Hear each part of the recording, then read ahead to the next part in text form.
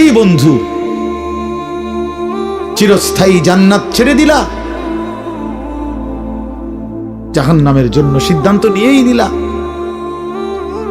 এই নারী, এই ছবি, এই উলঙ্গ দৃশ্য, এই জিনা, এই ব্যভিচার, খোদার কসম ধীরে ধীরে তোমার জাহান্নামের দিকেই নিয়ে যাবে।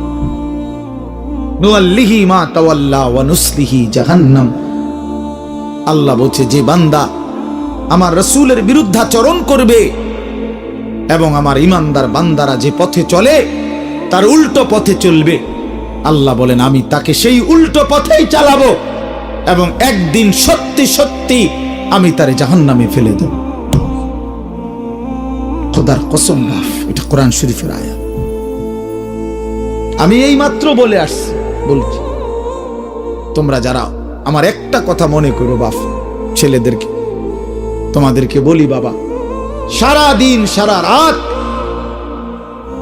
মোবাইলে নারী দেখো, ছবি দেখো, নাচ গান, এক ওয়াক্ত নামাজ যারা পড়ো না, কোনোদিন যারা ফজরের নামাজ পড়ো না, হালাল হারামের কোনো পার্থক্য নাই, কিন্তু কেউ তোমারে ফিরায় না। তোমার মা, তোমার বাবা, তোমার পাড়া, তোমার মহল্লা, তোমার দেশবাসী, কেউ তোমারে নিয়ে একটু ভাবে না, কেউ তোমার একটু ফিরায় না। একটা বার বলে না যে এই বাবা তুই কোন রাস্তায় যাচ্ছিস, কিরে তুই মুসলমানের ঘরে জন্ম নিয়ে এত নষ্ট হয়ে যাচ্ছিস কেন? যাকে কেউ ফিরায় না, কেউ বলে না, কেন বাপ? একটা বার, একটা ছেলে শুধু তুমি আমার কথা ভাইবো যে কেউ তোমারে ডাকে না কেন? 365 দিনে খোদার একটা বছরে কোনোদিন ফজরের নামাজ পড়লা না, অথচ কেউ তোমার একটু বলেও না কিরে বাবা তুই মুসলমানের ঘরে জন্ম নিয়ে ফজরের নামাজ পড়স না কেন? সারাদিন রাত তুমি মোবাইলের মধ্যে নারী নিয়ে, ছবি নিয়ে পড়ে থাকো, কিন্তু আপন মা বাবা, আত্মীয় স্বজন, পাড়া পড়োশি কেউ তোমারে ফিরাইবার জন্য একটু ডাকেও না, বলেও না। এমন হয়ে গেল কেন তোমার জীবনটা? কেউ তোমারে বাঁচাইতে চায় না কেন? মনে রাখো বাপ, মূল কারণ একটাই, তোমার উপরে আল্লাহর লানত পড়ছে, খোদার লানত, খোদার গজব পড়ছে তোর উপরে। এই জন্য আল্লাহর লানত পড়ে যার উপরে, তার থেকে গোটা সৃষ্টি মুখ ফিরায় নেয়। এটা মুখ ফিরায় নেয়, এটা জরুরি বিষয়, মুখ ফিরিয়ে নেয়। আমার মার বয়স এই মাত্র বললাম, আমার মা, আমি বললাম কিছুই বুঝে না, কিন্তু সেই মা আমার এখনো মনে আছে। একটা আশ্চর্য বিষয় হলো 75 বছরের কম হবে না আমার বয়স, মা আমার এখনো আমারে বলে, আমারে দেখলে বলে বা আমগরে বলে, আমার 44 বছর বয়স, আমার 4টা সন্তান আছে, আমি আজকে 21 বছরের চাইতে বেশি ওয়াজ মাহফিলে যাই, আলহামদুলিল্লাহ আল্লাহর দয়া।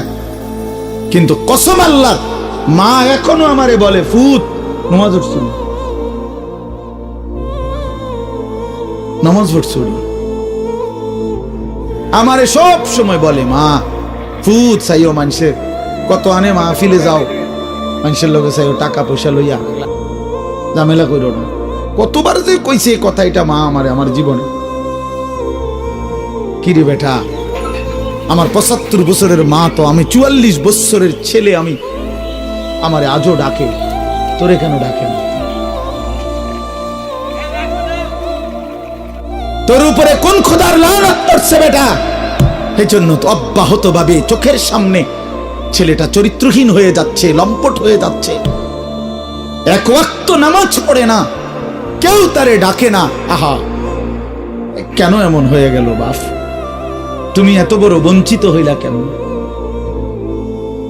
বলো ভাইয়া, তুমি মনে করছো তুমি সুখের সাগরে হাবুডুবু খাচ্ছ? না ভাইয়া, তুমি তো ধ্বংসের সাগরে হাবুডুবু খাচ্ছ। তুমি তো ভাবছো তুমি বড় মজায় আছো, তোমার মাথার উপরে কারো ছায়া নাই, আসলে তো তোমার উপরে খোদার লানত। এই জন্য কেউ তোমারে ফিরাইবার চাচ্ছে না। এই জন্য বিবেক থাকলে আমার এই কথা ভাইব, বিবেক থাকলে, বিবেক থাকলে ভাইব। আমি তো ধমক দিলাম, তোমারে কেউ ধমক দেয় না কেন? কেন ধমক দেয় না? তোমারে কেউ ফেরায় না কেন?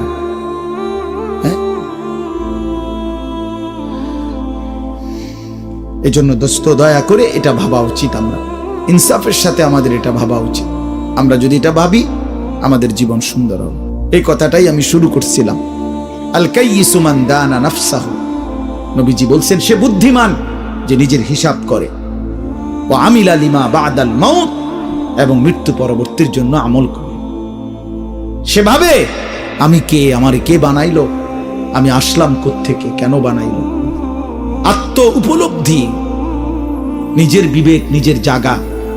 আসলে আমি কে, আমি মানুষ না জানোয়ার? এতটুকু বুঝ, বুদ্ধি, আকল, দিমাগ যদি দোস্ত আমার না থাকে, তা আমি মানুষ হলাম কিভাবে, মুসলমান হলাম কিভাবে? মাসালুল্লাযী ইয়াযকুরু রাব্বাহু ওয়াল্লাযী লা ইয়াযকুরু রাব্বাহু মাসালুল হাইয়্যি ওয়াল মাইয়্যিত। নবীজি বলছেন যে আল্লাহকে স্মরণ করে আর যে করে না, এই দুইজনের মধ্যে উদাহরণ হলো একজন জীবিত, একজন মৃত।